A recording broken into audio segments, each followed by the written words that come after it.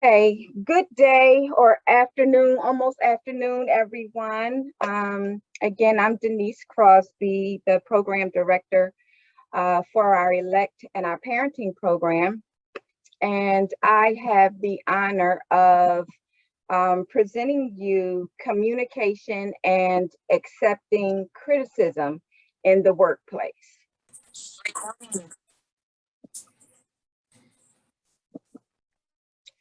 What is criticism? Can anyone just give their own interpretation of what criticism is?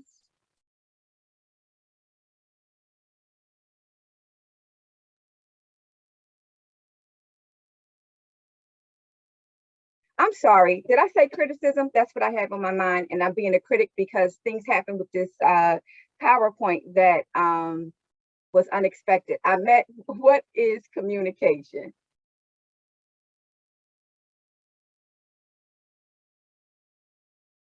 So I see Yamina had put in the chat feedback. I think she was answering criticism, but that's also a form of communication too. Okay, because we are going to get into criticism too, but feedback, that's a perfect answer to what communication is. It's a form of feedback, right?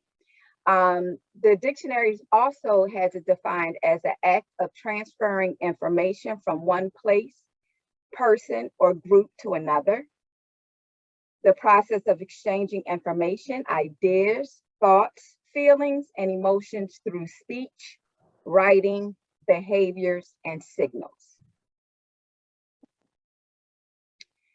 The importance of communication is expressing thoughts and ideas and feelings, create awareness, highlight issues.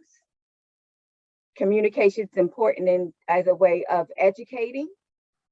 And the last two that I wanted to mention is progress and development, and to fulfill goals. Okay.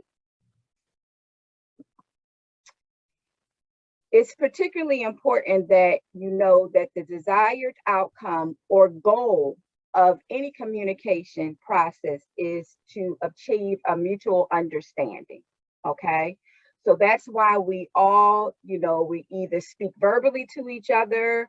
For some of us, we have sign languages or even our own interpretation of how we use our hands and our bodies to communicate to each other. Text, email, things of that nature. The whole overall arching purpose of that is to achieve some type of communication. There are two particular types of communication: one way versus two way.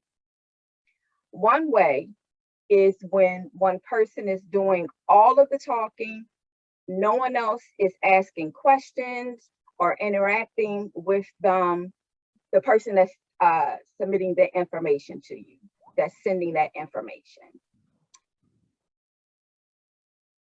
Examples of one ways. Can anybody give me an example of what a one-way communication would look like?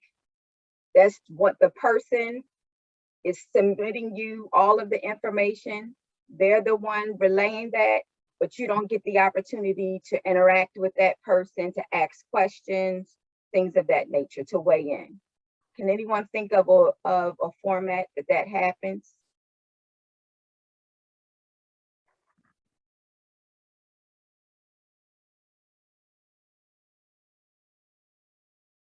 Chat, someone put a speaker at an event.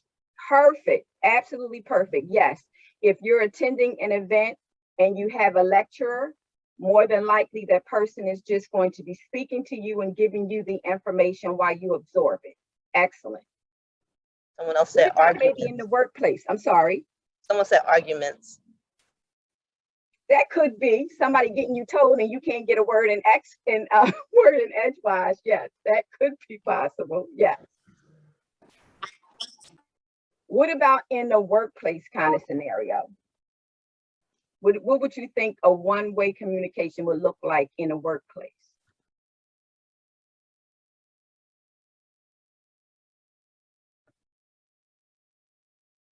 Maybe getting an email from your supervisor to say the meeting is at 2 o'clock. That's a one-way communication. To inform you, you need to be at the meeting by 2. Also, if perhaps you're getting a manual, your first day on the job, you're going through orientation and it's giving you all of the guidelines to your job, that's another way of one-way communication.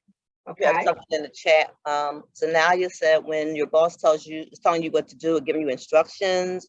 Someone said a training. Someone said sending out information that someone needs to sort or file.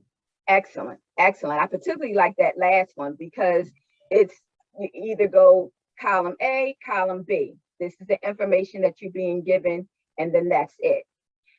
Regarding if your boss is giving you directions, I want you to think about this a little bit. That's where two-way communication would really, really be helpful, because two-way communication is when people interact, listen, ask questions, and of one another to clearly understand what is being said. So if your supervisor is giving you a directive to do something, yes, you're all ears and you're listening and you're absorbing that information.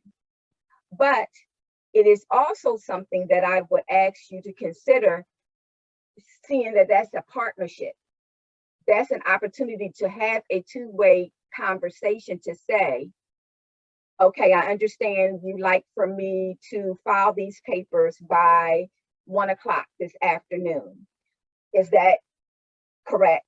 And then you have a confirmation there that you heard what the person was giving you is what you received. Okay. So what I'm going to ask everybody to do right now is to pull out your paper and pencil, pen, and lend me your ears.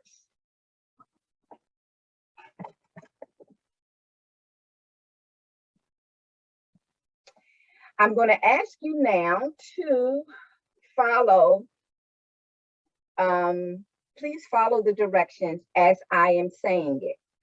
The format in which I'm going to be doing this is I'll repeat it twice, okay? But there won't be an opportunity for you to ask any questions, anything of that nature. If I happen to see a couple of you on the screen, so if I see you looking like maybe you would like for me to repeat it again, I'll do so. Okay, so your first directive is to have your papers be in a vertical format, meaning the shorter side on the top, the longer side on the side. The longer length of the papers on the side. Please put your paper on your desk or whatever's in front of you, your table, in a vertical position. Now, I would like for you to draw a medium-sized circle in the middle of your paper.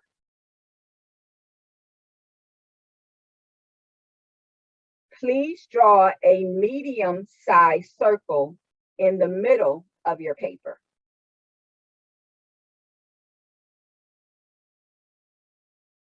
Next, draw a middle-sized square below the circle, but have the top of it touch the bottom of the circle. I'll say again. Draw a medium-sized square below the circle, but have the top of it touch the bottom of the circle.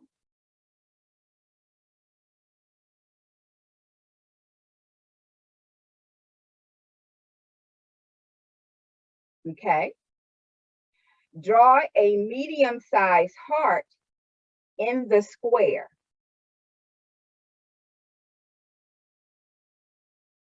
Please draw a medium-sized heart in the square.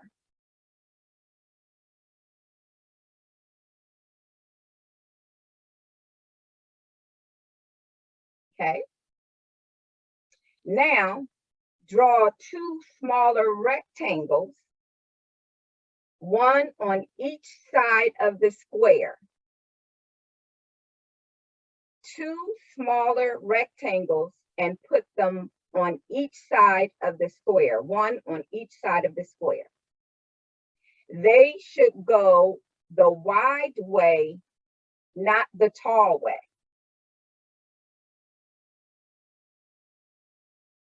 And they should touch the side of the square. So let me just say that as a complete statement. Draw two smaller circles, one on each side of the square. They should go the wide way, not the tall way, and they should touch the sides of the square. Also, the top of each rectangle should line up with the top of the square. And I got people looking at me like, what in the world? Just walk with me, just walk with me. Do your very best on what information you're receiving, okay? Next, draw a middle-sized triangle above the circle. The bottom of the circle should touch the top of the circle. I'm sorry, that's my fault. Erase that. I hope y'all have erasers. I'll repeat myself all over. Draw a middle-sized triangle above the circle. The bottom of the triangle should touch the top of the circle. I'll say it one more time since I messed up. Draw a medium-sized triangle above the circle. The bottom of the triangle should touch the top of the circle.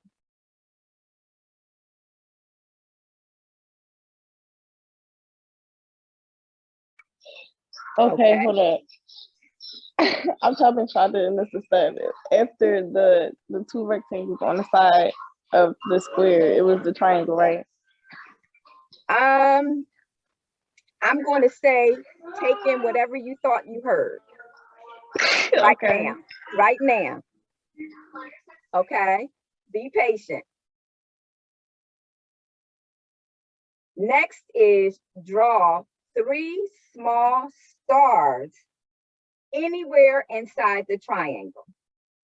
Draw three small stars anywhere inside the triangle. You're almost done.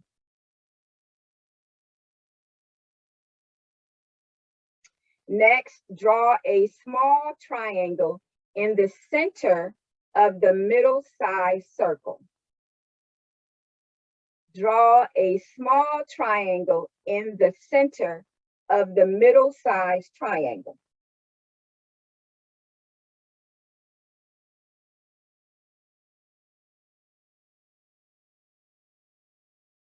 Next is draw an arc, and I'll do an arc which curves up below the small triangle.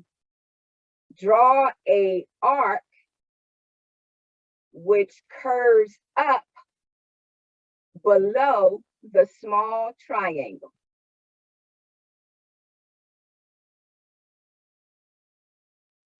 And this is the last torturous direction.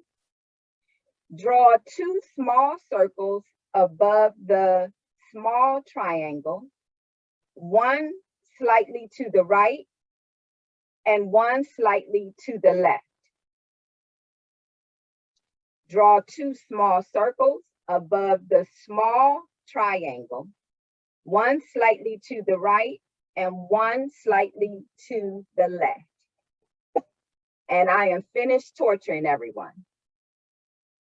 So if any brave soul would like to show their drawing, I'm very interested in seeing it. Let me see if I can get all of you.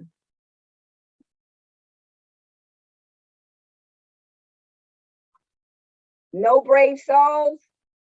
Just a little corner of the piece of paper that you drew on?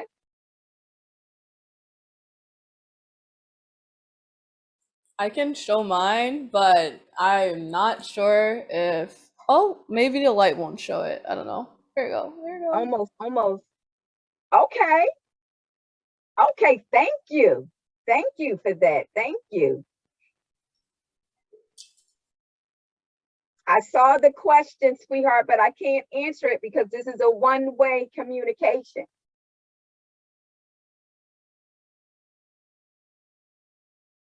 Okay. What I'm going to do now is show you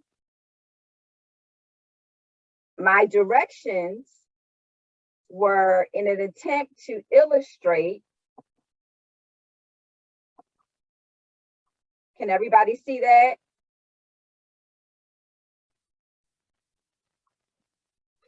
No, not yet. Can you? I need to make it a little bigger? No, it's nothing there. I don't see anything there. You don't see anything? Let me see, man, make it bigger. I think you have to share your screen. Screen sharing. Oh, I stopped sharing it? Oh, my gracious. Hold on.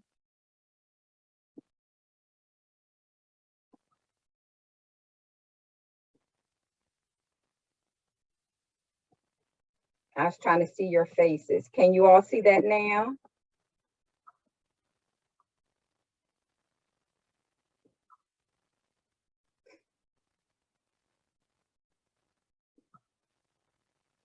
What in the world? Why is this doing that? Can everyone see the illustration? So for those brave souls that did this journey with me and following directions and attempting to create this, you don't have to show it. I thank you, Caitlin, for showing us yours. But I'll trust y'all. Does anyone else looks like that? Anyone come close to it looking like that? I can't see the chats. Can someone? I see a couple yeses. Nope. Oh. Nope. Just the body, similar. Okay. Somewhat. Okay. Somewhat. Well, you all are very skilled individuals, because I would have probably put my pencil down like at the third direction. So this one-way communication, the directions were clear and succinct how they were written, but I stumbled a couple of times, right? So the way I was communicating it may not have been as clear and succinct. And certainly with all of the different steps, it made it a little bit more difficult. But can someone tell me if you had the opportunity to do your two-way communication, like, where is my sweetheart that asked the question and I had to deny? I couldn't answer her. Who was that young lady? I'm not sure. Who was asking her the question? Who was asking Mr. I think it was me. Sagita. Yes. So do you think if I was able to answer your question, that it would have made it a little easier for your picture to turn out like this one? Yeah, I guess I just didn't hear it correctly. Mhm. I tried to remember what you said, but Right.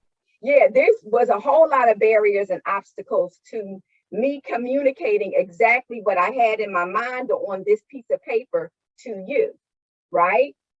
And it made it even more difficult because oftentimes we don't engage in two-way communication when we are being given directions. Some of us are a little shy and wanting to ask the person to repeat themselves. Some of us don't feel comfortable in doing that. Or you may even have, an adult, a boss, teacher, whomever, who doesn't have the patience. And if that is the latter part, if it's the person that doesn't have the patience, then I would like to equip you with saying, in order for me to be able to do the job as you would like, for me to succeed at my position, I would like to ask you some questions just to make sure that I got the information correct. Okay? Sometimes we have to stretch ourselves just to make sure that we're successful. Any feedback about that?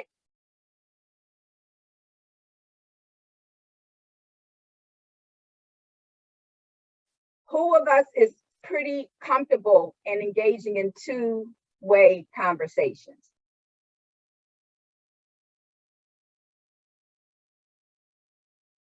Caitlin, I see you shaking your head or nodding your head, yes. Anyone else pretty comfortable in two-way conversations and communication, asking questions? Okay, excellent, thank you, I see it. Me, I like that. Yeah, because again, if you sit and just like, I don't know if she said a square or a triangle, and you take the risk of doing the triangle and then you present it to me, I could say, this is wrong. How come you didn't ask me any questions if you wasn't sure? Okay. All right. To go on with communication, there are 4 kinds or types of communication. Of course, we know there's the spoken and the verbal, right? What we're doing now, what some of us are doing now. The nonverbal, who can tell me about nonverbal? What is nonverbal communication? Body language, yes, yes. Melina, did I pronounce it correctly? Perfect, yes, yes. Shaking your head, yes, yes. Hand gestures, perfect, perfect, perfect, yes. These are all nonverbal communication. Facial expressions, especially facial expressions. Yes, yes, yes, yes. So what kind of person only has nonverbal communication? Who is the kind of person that will only have a means of nonverbal communication? A walkie-talkie? Tell me about that a little bit. Oh, okay, okay. Someone that's deaf, usually they don't have the capability of sound coming out of their mouth. Some of them do, but most of them do not. So they rely on total hand gestures, facial expressions to communicate to you. And guess what? They're relying on your body language, your facial expression to also help them understand and communicate what you're trying to express. Okay? Oh, no problem, love, no problem. Written communication, of course, form an email, sending a note, text, and then visualization, pictures, graphs, charts that has information on there that's sort of kind of self-explanatory because it's illustrated on paper or on a board, okay? Of which of these communications do you think is probably one of the most important in making first impressions that you really may not be aware of?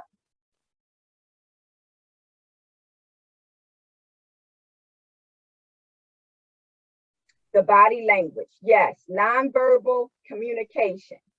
Because if I'm sitting here speaking to you and saying, y'all know what, I really enjoyed myself with y'all, I'm having such a blast.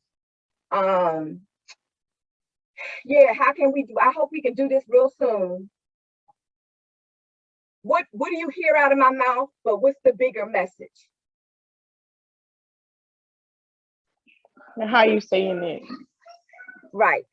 I'm saying I really enjoy being here, but my body is speaking louder really than my words, right? Exactly. I'm bored. I don't want to be here. I'm annoyed as heck. Exactly. That's the message that people are getting.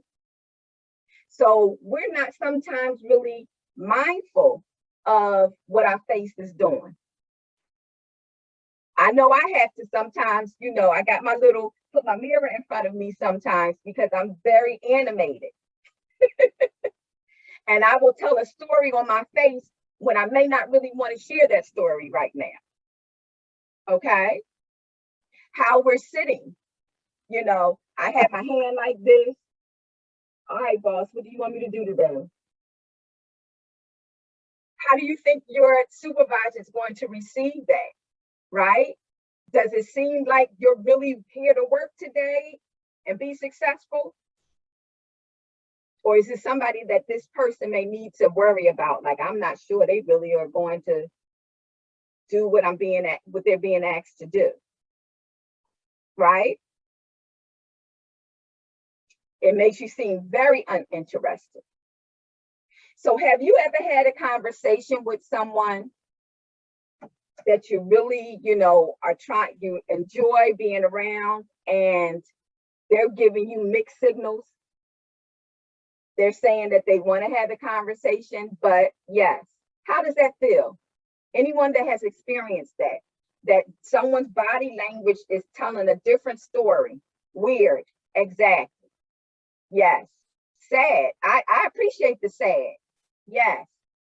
It's very inconsistent, confusing, perfect. So all of those things that you all just said, you got to that conclusion by what was communicated to you. Make sense? So we have to be mindful of what we say verbally out of our mouths, or if we're writing something. But we also have to be mindful of our whole body. Okay? What about eye contact? Is that something that would be considered a nonverbal communication? Yes, yes, yes. If I'm like looking down at my phone, yes, you want me to do what? Okay. Really? Oh, that's okay. That's communicating like I'm definitely not even tuned in. You're not worth me even tuning into you, putting my eyes on you and giving you the attention that you deserve. Those are the things that I wanted to just stress upon, because often we sometimes are not as successful in meeting our goals because of how our body communicates something different than maybe what our mind wants to, or our words coming out of our mouth wants to. Okay?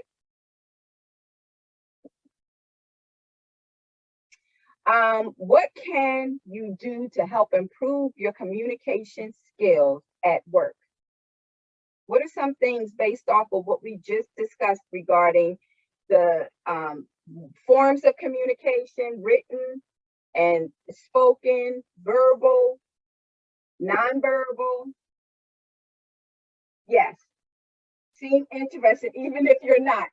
For the person that said, even if you're not, is that something because you really don't like the job, or maybe because it's too much information? Good posture. I love that. I love that. Can that person share if they're comfortable in doing so? Because we don't want to be fake. I don't want to be up here and saying, be fake. If you can't stand a person, be like, oh, I love you. I'm not saying that. What I'm saying, though, is if you're not interested or you're not really wanting to be there, then maybe figure out, well, why am I here?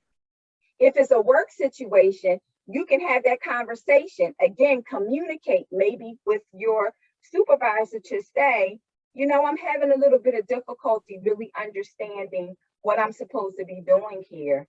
And I'm getting a little discouraged because sometimes when we are discouraged, we look like we're not interested. Okay? So try to figure out those feelings that goes along with the body language.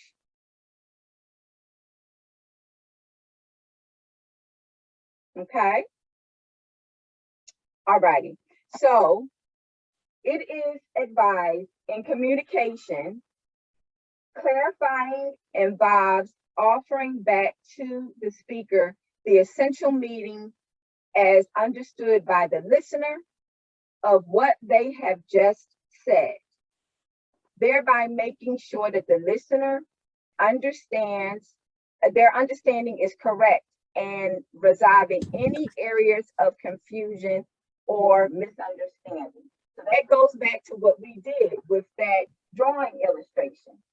If we did that two-way communication, I conveyed the information, I shared the information, and then your participation is to say, well, let me make sure I got this.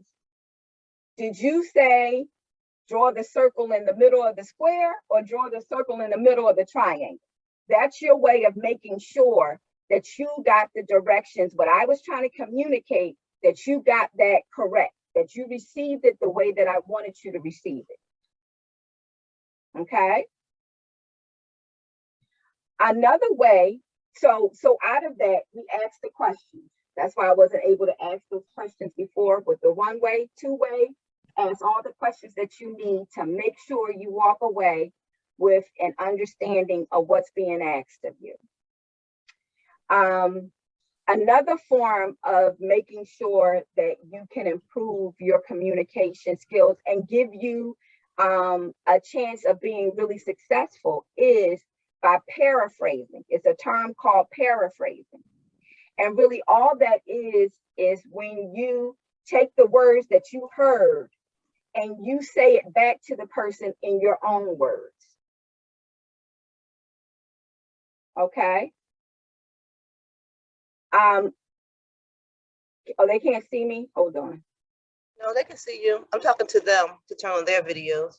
Oh, okay. I saw you, Yamina. Okay. So paraphrasing. Can I get a volunteer to be a partner with me? I can. Okay, thank you, thank you. So say something to me that you want me to know, some kind of information that you want me to know, even if it's directions. So to go to the bakery, turn to the right. Okay, so Yamina, I believe I heard you say, Yeah. I'm sorry, I thought it was Yamina. I saw her thing. Who is it? Tagita. Oh, hi, sweetheart. You're all the way up here. Thank you. It's like working in the dark. So what I heard you say is, when I get in my car, I'm going to make a left or a right to get A right. A right. Okay. Okay. Thank you so much. All right. Thank you. No So problem. that was me saying that, and I sort of did a question and a paraphrase at the same time because I had forgot. Wait a minute, did she say left or right? So that was my way. Now I know I'm supposed to go right to get to this bakery. Yeah. Okay. So that's a way of you, if you don't feel comfortable asking a lot of questions, wait a minute, I got one more question. Maybe you can use the skill of paraphrasing. What I heard you say is, and then the person would be able to say, yes, you're correct. Okay. So that skill set is not only important in your workplace, but really in any way, if you are in communication with someone else, the whole purpose of you being in communication with someone else is to come away with an understanding. The same understanding that the person that's given intends you to have. Okay? So using those skills of asking questions and paraphrasing is a way that's going to give you a surefire way of you understanding what is being asked of you or what is being communicated to you. Any questions? Okay. Now, criticism. Denise, can I just interject real quick? Sure. Remember how important participation is. I'm grateful and so thankful for the ones who have been regularly participating. I'm not going to call any names, but you know who you are. But then there are some, if I didn't know, if I didn't see your name up here, I think you weren't in the room. So please participate. Go ahead, Denise. Okay. Thank you for that. Thank you. Because I really am interested in finding out if you're in agreement, because this can be just a whole lot of whatever. And this is not something that's really, you know, you're really able to do. Like Miss Melissa and I really we don't use this when we're at work. You know, we just listen to, I mean, we just being told what to do, or we tell people what to do, and then that's it. That expectation is done for to get it right.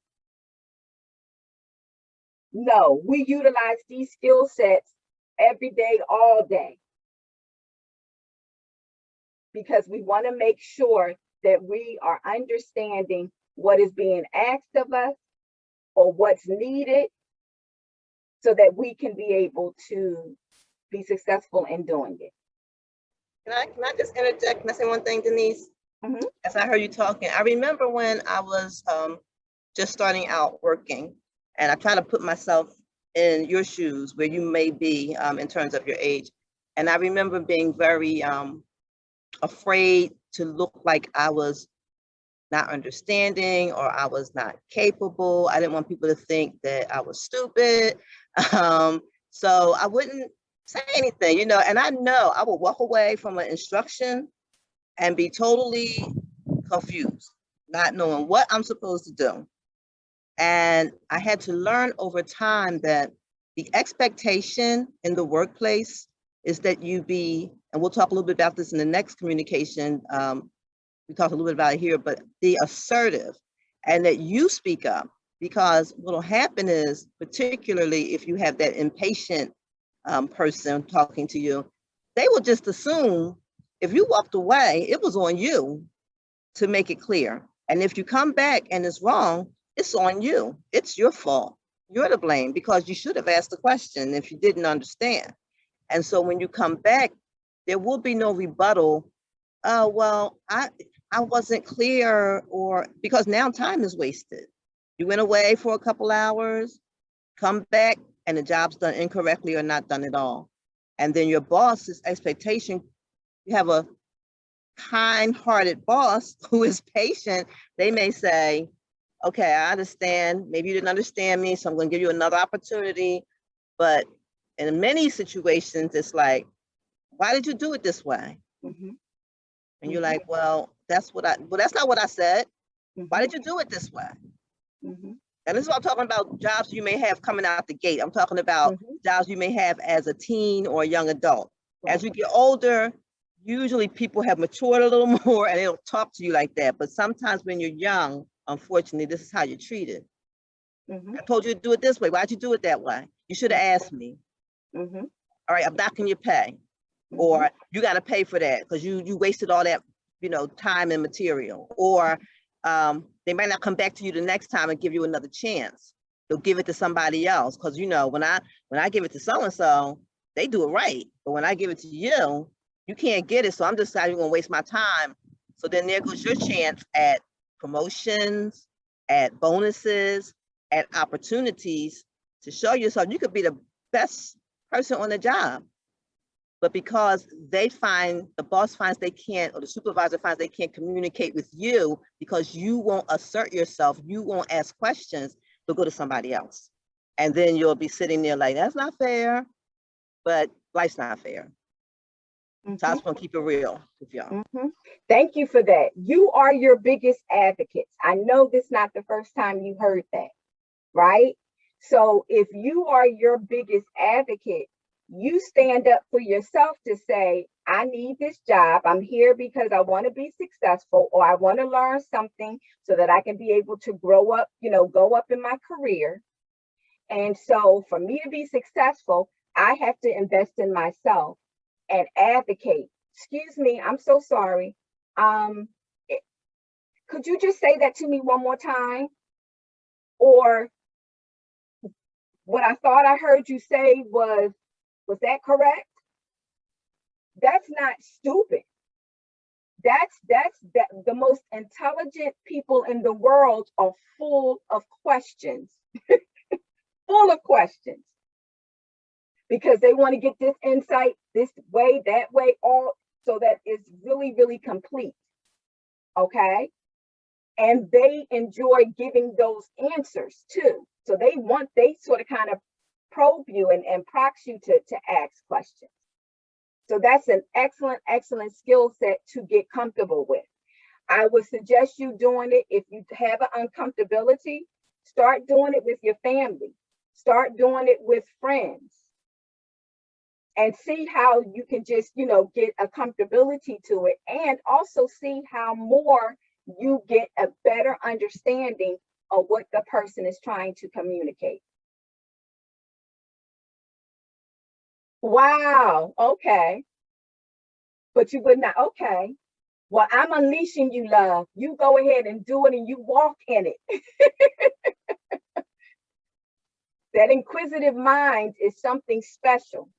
And it'll take you far, Gita. And don't let people Yes. discourage you and say you talk too much. If you have a question, ask your questions. Mm-hmm. Yes, for sure. Any other questions? People who want to support comments? you and succeed you are going to invite your questions. People who tell you you talk too much, that might not be the kind of people, particularly in the workplace or even in your friend group, that you want to be around too much, because that's who you are. Now, Jay said, I was always scared to ask questions. It would make me feel dumb. Well, it's quite the opposite. Quite the opposite. It's quite the opposite. Particularly, it's something to say, it's something to be like, oh, I didn't know that I didn't know. Sometimes you're in that situation, right? But if you know, this ain't making sense to me, and you walk away not fully equipped, that's like you walking away and you only got one shoe on your foot, right? Would you walk out the house because you didn't necessarily know where the one shoe was? Would you just walk out the house with one shoe? I don't think any of us would. That would be like, excuse me, can somebody tell me if they saw my other shoe before you walked out the house so that you are equipped to have both shoes on your feet? That's the same thing when you are asked to do particularly in a work environment. You need to equip yourself as best as possible to be able to be successful. It's your success. And no one else is going to be more invested in your success than who? You. We were, I see so many responses in the chat of people who agree with what Najee said about being afraid, being scared to ask questions because they didn't want to be perceived as dumb or not knowing. And that's one of the soft skills that we really want to get drilled in during this, because I know people who are much older, been in the workplace for years and decades, and have not learned how to ask questions, have not learned how to do what Ms. Denise is talking about, this two-way communication, this paraphrasing, and they suffer for it. You see people who get stuck in the same job, they hardly ever they get overlooked. They're always saying, they never give me the bonus, they never give me such and such opportunity, and this job, they just don't like me here. Or they make it into a situation, it could be, but sometimes people make stuff into a situation where there's discrimination involved. And it's not discrimination in all cases. Some cases, yes, but some cases it's a matter of, well, what did you do? Right. You always got to start with that. Like, well, what did I do? What could I have done better? Right. And this week we're talking about making connections, Denise. So this is right in target with excellent. The connections that you have, that you shared, those adults that you feel safe with, the adults that you're meeting here, practice with us. Learn this skill, get it down during this next 5 weeks so that when you go in the workplace, you're not struggling, okay? In fact, why not now? So, either at the, oh, okay, okay, you have a question about miscommunication? Yes. So, one thing that I guess recently happened to me is that in my own workspace, it's like I do filming and stuff like that, but the person I was working with, the way they film and the way they do things is just very different from like how I would do things. So, meanwhile, while I was doing something, like they were setting up the camera and I was just asking questions like, oh, is this correct or is that correct? Because I'm just how I am. I ask a lot of questions. They kind of felt like uncomfortable, but then they didn't tell me until like 2 to 3 days later, and that was like a miscommunication. I wouldn't want to make anyone uncomfortable.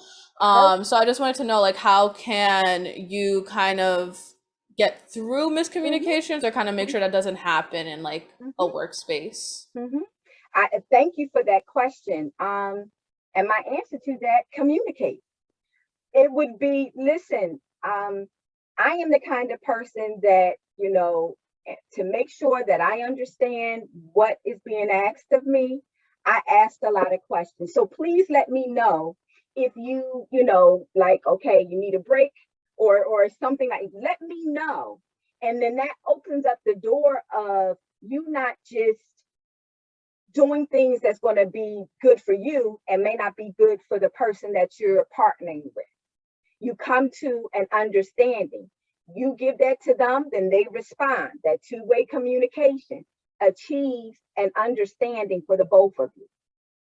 Okay. So his response, if you said, listen, I'm the kind of person, I tend to ask a lot of questions. I really don't try to do it to get on people's nerves. I just really want to be able to make sure that I understand. But if it's too much for you at times, just give me a signal. And then that person would be like, you know what, I thank you. If you can hold from asking me questions when I'm right in the middle of setting up and just wait until I finish, that works better for me. Now, right there, we just achieved a wonderful understanding that works for you and works for him. Okay. Anyone else? Any questions? Was great. Najee put in the chat, she said what she said about being scared to speak up because she has a learning disability, and when she was in middle school, she used to get bullied for being in special education classes, so it would make her feel very stupid. Thank you for sharing that, Najee. Yes, thank you for sharing that. I'm sorry you went through that. Yes, and I am too, but I think we talked about some resiliency, right? And so since you went through that, I'm quite sure, and I hope you came away feeling a little bit stronger. If you can look back now, you may not have been feeling that strong then, but if you take the time to look back, oh, when I was in that age, when I was in that classroom, I felt so little. I felt so this. I felt so this. But to look how far I've come. Look what I've been able to accomplish. Okay? Those are the times where if you had those bad experiences that maybe that, yes, it does not mean you're stupid. It means you learn differently. That is correct. That is so correct. But if you look back at those times where you felt like defeated and you're still standing here today and you're making up your mind and you still going to try to feel defeated, or am I going to look back at all the things that I've accomplished, the resiliency that I have, and walk away? You know what? I'm going to let that go because they was wrong then and they're wrong now. And excuse me, I got a question. And you just make up your mind to do that because it's for you. Remember, I said the most intelligent, successful people are the ones in the room asking questions. They want to, and they sometimes ask questions, not necessarily for them to figure out what you're saying, but to make sure that they know that you understood what they're saying. They'll ask a question. Okay? So I hope that encourages you and empowers you to know that asking questions is quite the opposite of not being intelligent. Okay? Someone that doesn't have a question If you have a question, that means you have a thought in your head. You got something that you need to work out. That's intelligence. Make sense? Any other questions, statements? Okay. Thank you. Yes, thank you, love. Thank you for sharing that. Now we're going into what some people may think of as the ilky world of criticism. Who now can say they appreciate criticism? Anybody got their hand up? Okay. I got more takers than I thought. Wait a minute, let me see the other screen. Anybody else on this screen? No. Okay. Oh, okay, I see you. Okay. Oh, it depends. Okay. So is that depends means the way it's being delivered? Yes. Y'all done already learned the lesson. You are given a lesson plan here. Constructive criticism, right? So there's two types of criticism. There is the destructive, want to make you feel like dirt, and that's the only purpose that they're giving it to you. And then there's constructive criticism. Okay. Now, those folks that you may approach you with destructive, meaning I'm going to let you know that, you made a mistake. You should have did it this way. Are you stuck on stupid? That kind of stuff are the folks that you may need to just take a breath and say, we're going to end this conversation now because you're not respecting me. And if this is at the workplace, and we may need to talk with HR, because no matter what mistake you may have made, no one ever has the right to come to you and make you feel bad about that mistake, try to degrade you about that mistake. No one. Okay, particularly in a professional setting. Now, if you're in a personal setting, then I'm gonna need you to think about if those people that you need to be around. Okay. Oh, mindfulness. Okay, excellent. Okay. Now, for those that said they may appreciate criticism as long as it's constructive, can someone share why? Constructive criticism. What is it about constructive criticism that will say, you know what? I've learned to appreciate that. Joseph said in the chat that when it's helpful. Yes. When it is helpful. Okay. I don't want to be putting and hitting this table every day on the left-hand side if this is not what is going to help me be able to meet my goal, right? I see, yes, it builds character, right? And have you ever had a friend, let's say that, have you ever had a friend be around you, and I'm going to say something vulgar, but you had something in your nose, and they have been around you the whole entire day and never said, yo, babe, you need to get a tissue because you had something in your nose. Now that's embarrassing. That's embarrassing to have something in your nose. But it's even worse when you have people around you that don't pull your coattail about it, right? They're going to just have you out there not presenting yourself at your best. So if you want to think of constructive criticism in that way, that may help you be able to accept it more. Okay? You being told that you did something wrong is not the most pleasant thing. Being reprimanded for doing something wrong is not the most pleasant thing. But if it's done in a constructive way, what do you walk away with? If you made a mistake and someone gives you a constructive criticism, what's different? What do you walk away with? Feedback, yes. Feedback that's going to inform you how to do it better. It's going to equip you in being more successful. What you need to work on, that is correct. That is correct. Because if you're not made aware that you need to work on something, and then at the end of the year, so you can get that's right, the next time. That's right. It equips you in getting the information or the task done correctly the next time. Success for you. Okay. So if ever approached with getting constructive criticism, feedback, again, just like when you were getting the negative or the destructive, breathe and remind yourself, okay, they're letting me know things that is going to make me more successful. Okay? Having that attitude is going to allow you to receive it. Let me say this to you all. We can also be our worst critic. Okay? No one can criticize us like we can on ourselves. Okay?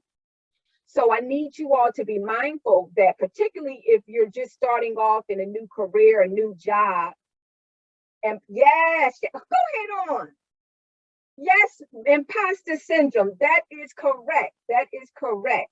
Like you got it all together on the outside, and then on the inside, you're like, oh my God, they're gonna find out in a moment that I don't know nothing. And so that all of that anxiety that you put upon yourself is something that you need to be mindful of. So again, is anybody here perfect? Have you ever been in a job that said, okay, in order to be hired, you got to be perfect? Right? So there's no expectation for perfection. So having in your mind that you need to be perfect is something that you need to be able to talk to yourself and say, today, I'm going to start this day doing my very best, being as informed as I can to succeed. And if I fall a little short, looking at how I got there and the way of avoiding it the next time. That's what we do. Instead of spending all that time, effort on beating yourself up. Okay.